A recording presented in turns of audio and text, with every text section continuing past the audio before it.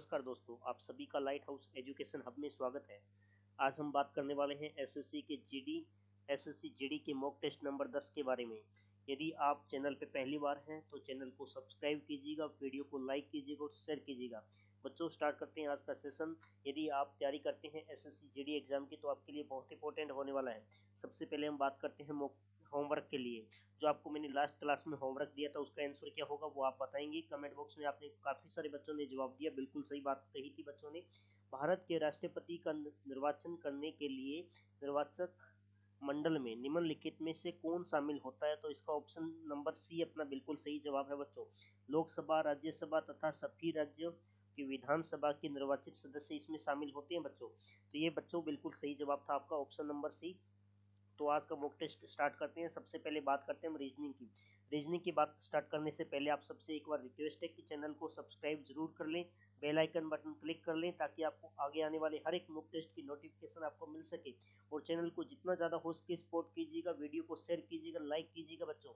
ये लीजिएगा आपका पहला क्वेश्चन आपके सामने स्क्रीन पे हाजिर है बच्चों। पहला क्वेश्चन कीजिएगा जल्दी से। इस आकृति में कुल कितने वर्त हैं? आपको सर्किल बताने बच्चों कितने हैं। देखिएगा 1 2 3 4 तो आपको बार बड़े बड़े दिखाई दे रहे हैं, इनके अंदर भी कुछ बने हुए हैं, वो भी आपको गिनने हैं बच्चों। बात करते हैं हम 1 2 3 4 और एक ये बड़ा 5, इस प्रकार से कितने हैं ये 20। ओके, अच्छा इनमें कईयों में कम है बच्चों, ध्यान रखिएगा। ये कुल मिला के यहाँ पे कितने हो रहे हैं? 1 2 3 4 5 6 7 8 9 10 11 12 13 14 15 16 और 17। इस प्रकार से ऑप्शन नंबर सी आपका बिल्कुल 17 हो जाएगा। वेरी गुड बच्चों, बहुत अच्छा। अगला क्वेश्चन क्या है? यदि चेयर को क्या लिखा जाता है?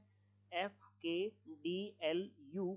तो इसी कोड भाषा में RAID को क्या लिखा जाएगा बच्चों? ध्यान दीजिएगा। सी के अंदर +3 किया है तो F बन गया है, और H के अंदर +3 किया है तो K बन गया है, A के अंदर +3 किया है तो D बन गया है। यानी कि +3 किया तो R के अंदर +3 करेंगे तो आपका क्या बन जाएगा बच्चों? R के अंदर +3 आप करोगे तो आपके पास क्या बन के आ जाएगा बच्चों? Yes, very good very good, बिल्कुल सही बात की है आपने। U बन के आएगा, बट U तो यहाँ भी है, यहाँ भी है और यहाँ भी है, सारे ऑप्शन में U है। A के अंदर +3 करेंगे तो क्या आएगा? D आएगा। ये नहीं आ सकता, ये नहीं आ सकता, ये नहीं आ सकता, option number D. Option number D बिल्कुल यहाँ पे ये बिल्कुल सही बात है बच्चों। बाकी भी आप आगे चेक करके देख सकते हैं बच्चों। एसएससी के एग्जाम में अगर आप बैठ रहे हैं तो इतनी सारी ट्रिक के साथ में आपको बता दूंगा कि आपका सिलेक्शन हर कंडीशन में पक्का हो जाएगा बच्चों। यदि बात करते हैं शब्द, कौन सा शब्द हमें दिए हैं? CLRITY, क्लियरिटी में अक्षरों के ऐसे कितने युग्म हैं जिनके बीच उतने ही अक्षर हैं जितने कि उनके बीच अंग्रेजी वर्णमाला में होते हैं? बच्चों बहुत अच्छा क्वेश्चन है। इस प्रकार के क्वेश्चन एसएससी जीडी एग्जाम में बहुत बार देखने को मिलते हैं बच्चों। तो इस क्वेश्चन का आंसर क्या होगा? जल्दी दीजिएगा। Yes, very good very good, बहुत अच्छी बात है। Option number B. जिसने भी ऑप्शन नंबर बी दिया उसका बिल्कुल सही बात कही है। क्योंकि अगर हम बात करते हैं तो सबसे पहले सी से लेकर ए, इन दोनों के बीच में कितने अक्षर हैं? एक। और सी से ए के बीच में वैसे भी अक्षर कितने होते हैं? एक होते हैं। इसके बाद में सी से लेकर आई तक की अगर हम बात करते हैं, सी से एल, आई से एल और आई के बीच में दो अक्षर, और होते भी कितने हैं? दो होते हैं। यस, वेरी गुड, सही बात है। आर वाई के बीच में दो अक्षर होते हैं, यहाँ भी दो अक्षर दे रखे हैं बीच में, यानी कि ऑप्शन कितने हो जाएंगे? ऑप्शन नंबर बी 3 हो जाएगा। Very good. अगला क्वेश्चन क्या है? अगला क्वेश्चन वापस आपका कोडिंग डिकोडिंग का क्वेश्चन दिया बच्चों। यदि CORRESPONDANC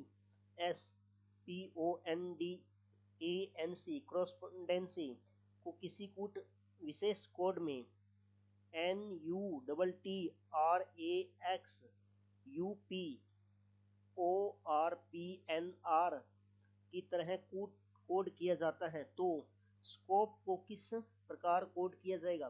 तो बच्चों जब भी आप कोडिंग डिकोडिंग में सिर्फ एक अक्षर देके उसका कोड दिया हो तो आपको हमेशा सेम उसी के अकॉर्डिंग आपको कोड देखना होता है। अगर आपको बात करते हैं एस का कोड यहाँ पे क्या दे रखा है बच्चों? एस कितने नंबर पे है? 1 2 3 4 5 6 पे है। तो यहाँ पे 6 नंबर पे कौन है? 1 2 3 4 5 6, यानी कि ए आएगा। एस का कोड कौन आएगा? ए आएगा। यहाँ भी ए है और यहाँ भी ए है, बट अगला भी आपको देखना पड़ेगा। सी का क्या होता है? एन होता है। एन यहाँ पे है बट यहाँ पे नहीं है। ऑप्शन नंबर बी आपका बिल्कुल सही हो जाएगा बच्चों। इस प्रकार से आपको इसको मैच करना होता है बच्चों। अगला क्वेश्चन आपके सामने स्क्रीन पे है कि एक दिन सूर्योदय के तत्काल बाद गंगाधर एक खंबे के सामने खड़ा था। खंबे की छाया ठीक उसके दाईं ओर पड़ रही थी वह किस दिशा में मुख करके खड़ा था। मान लिया गंगाधर इस साइड में मुख करके खड़ा है बच्चों, इस साइड में गंगाधर का मुख है, ये लीजिएगा। गंगाधर इधर देख रहे हैं, यहाँ पे एक खंबा है, गंगाधर के दाईं ओर छाया पड़ रही है इस साइड, तो सूर्योदय अगर यहाँ पे होगा तभी तो उस साइड छाया जाएगी।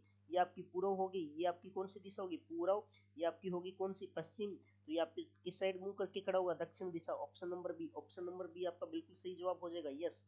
अब बात करते हैं टॉप 5 मैथ के क्वेश्चनों के बारे में बच्चों। आगे हम मैथ की मॉक टेस्ट लगाने वाले हैं। अब हम मॉक टेस्ट लगाने वाले बच्चे किसका, मैथ की जो मॉक में जो टॉप 5 क्वेश्चन है वो क्वेश्चन है जो आपके एसएससी जीडी एग्जाम में बहुत बार आपसे पूछे गए और अब भी आगे भी ऐसे क्वेश्चन पूछने की पूरी उम्मीद है बच्चों। देखिएगा, 5 बाल्टियों और 5 मग्गों की कुल लागत कितनी है, 92 रुपए, तथा 5 बाल्टियों और 8 मग्गों की कुल लागत कितनी है, 77 रुपए। तदनुसार 2 मग्गों तथा 3 बाल्टियों की लागत ज्ञात कीजिएगा। बहुत अच्छा क्वेश्चन है बच्चा, थोड़ा सा लेवल का क्वेश्चन है। ऐसे क्वेश्चन एसएससी सीजीएल तक के एग्जाम में भी पूछे जाते हैं बच्चों। बाल्टी को आपने एक बार ए मान लीजिएगा, तो आपको होगी 8A प्लस 5B मगों को बराबर कितने हैं, 92 रुपए हैं। दूसरी बात अगर हम बात करते हैं 5A 5 बाल्टी और 8 मग है, 8B इजिकल टू कितने हैं, 77 है। बच्चों आप यहाँ एक बार ए से ए को काटिएगा, यहाँ पे गुणा कीजिएगा 5 से और यहाँ पे गुणा कीजिएगा किससे, 8 से, ताकि ऊपर आप 5 से गुणा करोगे कितना बन जाएगा, ऊपर वाले को 5 से गुणा करोगे पूरे को तो आपका हो गया कितना, 8 पंजे 40 A plus 25 B is equal to आपका यहाँ पे आ जाएगा कितना, 92 को आप गुणा करोगे किससे, 5 से, तो आपका हो जाएगा कितना, 460। और अब आपको नीचे वाले को 8 से गुणा करेंगे, 8 पंजे 40 A plus 64 B is equal to हो जाएगा आपका कितना बच्चों, 616। आप इसको माइनस करोगे, ये देखिए ये पूरा पूरा कट जाएगा, ये माइनस का बच जाएगा आपके पास कितना, आपके पास माइनस का बच जाएगा 39B इज इक्वल टू 156, यानी कि B की जो वैल्यू है वो बच्चों आपके पास कितना निकल के आ जाएगी, 4। B की वैल्यू 4, आप कहीं भी B की वैल्यू 4 लिखिएगा और आपके पास A की वैल्यू निकल के आ जाएगी बच्चों। अगर मैं बात करता हूँ यहाँ पे 4 रखता हूँ तो ये बन जाएगा कितना, 20 इसमें से माइनस करेंगे कितना हो जाएगा, 72, यानी कि ए की वैल्यू कितना हो जाएगी बच्चों, 9। ए की वैल्यू 9 है, बी की वैल्यू कितना है, 4। यानी कि जहां भी आपको बाल्टी लिखा हुआ दिख जाए वहां ए की वैल्यू पुट करनी है, यानी कि 9 पुट करनी है। जहां पे आपको मग दिखे वहां पे बी की वैल्यू 2 मग, यानी कि 8, 2 को 4 से गुणा करेंगे कितना, 8 हो जाएगा। प्लस बात करते हैं 3 बाल्टी, 3 को 9 से गुणा करेंगे, 9 ये कितना हो जाएगा, 27 हो जाएगा। और प्लस करेंगे कितना, 35 रुपए, यानी कि option number B, option number A आपका बिल्कुल सही जवाब हो जाएगा बच्चों। इस क्वेश्चन का ऑप्शन नंबर ए किस प्रकार से मैंने किया आपको पूरा सोल्व करके बताया बच्चों। अगला क्वेश्चन क्या है, यदि ए अनुपात बी बराबर कितना है, 2:3 और बी अनुपात सी बराबर कितना है, 4:5 है, तो ए की स्क्वायर प्लस अनुपात बी की स्क्वायर अनुपात बी सी क्या होगा। आपको ए बी सी पता होना चाहिए बच्चों, ए अनुपात बी अनुपात सी आपको पता होना चाहिए। अगर यहाँ से हम बात करते हैं बी का कितना लेते हैं, 4 लेते हैं और सी का कितना है, 5 है, तो बी को और एक बार हमने कितना ले रखा है, देखिएगा सबसे पहले यहाँ पे 2:3 दे रखा था, तो खाली स्थान में यहाँ पे 4 भरे, यहाँ पे खाली स्थान में 3 भरे, गुणा कीजिएगा 8 हो गया, और बी का अनुपात कितना 12 हो गया, और सी का अनुपात कितना है 15 हो गया। बस आपको वैल्यू पुट करनी है, 1 का स्क्वायर 8 का स्क्वायर कितना बच्चों, 64 हो जाएगा। अनुपात बी का स्क्वायर 12 का स्क्वायर कितना, 144। अनुपात बी सी, बी और सी को गुणा करोगे, 12 को किससे गुणा करोगे, 15 से, 12 पंजे कितना बच्चों 60, 6, 12 और 6 कितने 18, ये लीजिएगा, ये आपका अनुपात निकल के आ जाएगा। इसको आगे आप काट सकते हो, अगर आप इसको बहुत आसानी से भी बच्चों यहाँ पे काट सकते हो। देखिएगा आप 4 से काटिएगा 16 आ जाएगा, और ये कितना हो गया 36, और ये कितना हो गया बच्चों 45। ऑप्शन नंबर बी इस प्रकार से आप निकाल सकते हैं। यस वेरी गुड, जिस बच्चे ने ऑप्शन नंबर बी दिया था उसका बिल्कुल सही बात है, बिल्कुल सही कहा उस बच्चे ने। यस, ग्लिसरीन के 50 लीटर के एक नमूने में 20% अशुद्ध मिलावट पाई गई, इसमें कितनी शुद्ध ग्लिसरीन मिलाई जाए ताकि अशुद्धता का प्रतिशत 5% रह जाए। यस, यानी कि इसका कहने का मतलब है कि बच्चों 50 का कितना परसेंट, 20% बराबर करना है किसका, किसका 5% के बराबर हो जाएगा बच्चों? देखिएगा, परसेंटेज से परसेंटेज खत्म होता है, 5 से कट जाएगा कितनी बार? 4 बार, यानी कि ये बन जाएगा कितना? 5 के 20 यानी कि 200, यानी कि 50 तो आपके पास था, 200 बनाना है तो आपको कितना मिलाना पड़ेगा बच्चों? 150। Option number B, option number B, 150 litre आपको मिलाना पड़ेगा। इस प्रकार से करते हैं बच्चों। ऑफलाइन क्लासेस में मैं आपको बहुत अच्छे से ये बातें समझा चुका हूँ कि डायरेक्ट आपको किस प्रकार से करने होते हैं। अगला क्वेश्चन, यस, अगला क्वेश्चन आपका पार्टनरशिप से उठाया गया क्वेश्चन है बच्चों। ए, बी तथा सी मिलकर एक व्यापार शुरू करते हैं।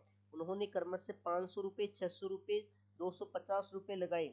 135 रुपए के लाभ में ए का लाभ क्या होगा बच्चों? जिस अनुपात में वो पैसे लगाएंगे उतना ही तो उनका होगा, उसी अनुपात में तो उनका लाभ बंटेगा। देखिएगा, पैसे लगाए कितने? 500, 600 और 250 रुपए। जीरो से जीरो कैंसिल आउट कीजिएगा सबसे पहले, फिर 5 से काटिएगा बच्चों कितनी बार? 5 बार। 5 से काटिए कितनी बार? 12 बार। 5 से काटिए बच्चों कितनी बार? 10 बार। यानी कि 135 रुपए हैं, उसको बांटना है 10, 12 और 5 के अनुपात में, यानी कि टोटल बन गया कितना बच्चों? 27। और इनटू आपको करना है किसका पूछा है? ए का पूछा है, तो बस आप ए से गुणा कर देंगे तो आपके पास आंसर निकल के आ जाएगा बच्चों कितना? 80। ये कट जाएगा कितनी बार? 8 बार, पूरा पूरा कट जाएगा 80। आपके पास option number C, option number C आपका बिल्कुल सही जवाब हो जाएगा बच्चों, option number C. Yes, very good. आपको इसी प्रकार से सोल्व करना है बच्चों। यस, एक सेकंड, एक सेकंड, ऑप्शन नंबर, अच्छा 5 बार कट रहा है, 27 से कटा ना बच्चों, 27 से कटा है तो 5 बार कटेगा, ऑप्शन नंबर बी आएगा बच्चों। यस, गलती, मिस्टेक, मिस्टेक। इस प्रकार से आपको गलती कभी भी पेपर में नहीं करनी है बच्चों। ऑप्शन नंबर बी आपका बिल्कुल सही जवाब है। यस, जिस भी बच्चे ने ऑप्शन नंबर बी दिया है उसका बिल्कुल सही जवाब है। यस, आगे देखते हैं अगला क्वेश्चन क्या है। कमल एक काम को 15 दिन में पूरा करता है। देखिए, कमल किसी काम को 15 दिन में करता है। विमल काम करने में कमल से 50% अधिक कुशल है। देखिएगा, सबसे पहले बात कीजिएगा कमल और विमल की कुशलता की। अगर बात करते हैं तो इसमें बात कही गई है 50% को आप क्या लिखते हैं? 50% को बच्चों आप लिखते हैं कितना? 1/2। 1/2। कौन? विमल कमल से 50% अधिक कुशल है। ओके, तो कमल अगर 2 है तो विमल कितना? 1 ज्यादा, किससे? कमल से। तो 1 ज्यादा 3 काम करता है। एक दिन में अगर कमल 2 काम करेगा तो विमल कितना काम करेगा? 3। तो कमल एक काम को कितने दिन में करता है? 15 दिन में। एक दिन में 2 पेड़ लगाता है, 15 दिन में कितने पेड़ लगा देगा बच्चों? 30 पेड़। तो आपको 30 पेड़ विमल को लगाने होते तो कितने टाइम लगता है? एक दिन में 3 पेड़, तो 30 पेड़ लगाने में कितने दिन? 10 दिन। Option number C, option number C is the right answer बच्चों।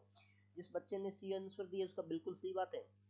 यस, अब हम बात करने वाले हिंदी के बच्चों। अब हिंदी के टॉप 5 क्वेश्चन देखने वाले इस मॉक टेस्ट के दौरान, जो एग्जाम में बार बार पूछे जाते हैं। अब मैंने आपको बात कही थी लास्ट क्लास में, मैंने आपको हिंदी का टॉपिक दिया था कौन सा? संधि। संधि वाला टॉपिक आपको दिया था, यानी कि संधि के टॉप 5 क्वेश्चन अब आपको लगातार देखने को मिलेंगे बच्चों। यस, अब बात करते हैं सबसे पहला क्वेश्चन। दो वर्णों के मेल से होने वाले विकार को क्या कहते हैं? समास कहते हैं, प्रत्यय कहते हैं, उपसर्ग कहते हैं, संधि कहते हैं। यस, वेरी गुड, सही बात कही आपने, संधि कहते हैं। हिंदी में आपको वक्त नहीं लगना चाहिए बच्चों, हिंदी में आपको कतई वक्त नहीं लगना चाहिए। संधि कितने प्रकार की होती है? संधि कितने प्रकार की होती है बच्चों? यस, आपको बिल्कुल सही बात कही आपने, 3 प्रकार की होती है। संधि कितने प्रकार की होती है? 3 प्रकार की होती है। यस, अगला क्वेश्चन क्या आपका? दयानंद में प्रत्युक्त संधि का नाम बताइए। दीर्घ संधि है, विसर्ग संधि है, व्यंजन संधि है, गुण संधि है। दयानंद में प्रत्युक्त संधि का नाम बताइए। यस, दयानंद में प्रत्युक्त संधि कौन सी है?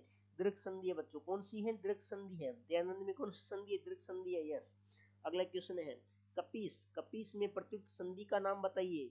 वर्दी संधि है, दीर्घ संधि है, विसर्ग संधि है या यण संधि है? वेरी गुड, जल्दी बताइए। कपीस में कौन सी संधि है बच्चों? कपीस में संधि है बच्चों दीर्घ संधि। कौन सी है? दीर्घ संधि। कपीस में कौन सी संधि है बच्चों? दीर्घ संधि है। यस, अगला क्वेश्चन है सदैव में प्रयुक्त संधि का नाम बताइए। सदैव में कौन सी संधि है? व्यंजन संधि है, स्वर संधि है, विसर्ग है या इनमें से कोई नहीं है? सदैव में है कौन से बच्चों? सवर। सदैव में है स्वर संधि है। सदैव स्वर संधि, याद रखिएगा। अब बात करते हैं हिंदी का अगला टॉपिक कौन सा होने वाला है बच्चा? हिंदी का अगला टॉपिक होने वाला है उपसर्ग और प्रत्यय। यानी कि कल के मॉक टेस्ट में आपसे मैं पूछने वाला हूँ उपसर्ग और प्रत्यय के बारे में। अच्छे से रट्टा मारिएगा, प्रीवियस ईयर जितने भी हो सकते हैं उतने लगाइए बच्चों। और मॉक टेस्ट रोजाना दीजिएगा और हमेशा कमेंट बॉक्स में बताएं कि आपके कितने सही हो रहे हैं, कितने आपके गलत हो रहे हैं, ताकि आपको भी आइडिया लगे और मेरे को भी पता चले कि यस वास्तव में एग्जाम का लेवल क्या है। कमेंट बॉक्स में एक बार जरूर बताएं कि आपको क्लास कैसी लग रही है और मॉक देने में आपको कितना इंटरेस्ट आ रहा है। क्या आपको लग रहा है कि यस, इस प्रकार से मॉक आप रेगुलर देंगे तो आपका सिलेक्शन पक्का होगा। आज का होमवर्क देखते हैं बच्चों। आज का होमवर्क क्या है? भारत के राष्ट्रपति के चुनाव के लिए नागरिक को अब कितनी आयु पूरी कर लेनी चाहिए? यानी कि भारत के अंदर आप राष्ट्रपति का चुनाव लड़ना चाहते हैं तो आपकी आयु कितनी होनी चाहिए? 25 वर्ष होनी चाहिए, 35 होनी चाहिए, 30 होनी चाहिए या 18 होनी चाहिए? इसका आंसर चाहिए मुझे कमेंट बॉक्स में बच्चों। इसका आंसर आप दोगे कमेंट बॉक्स में।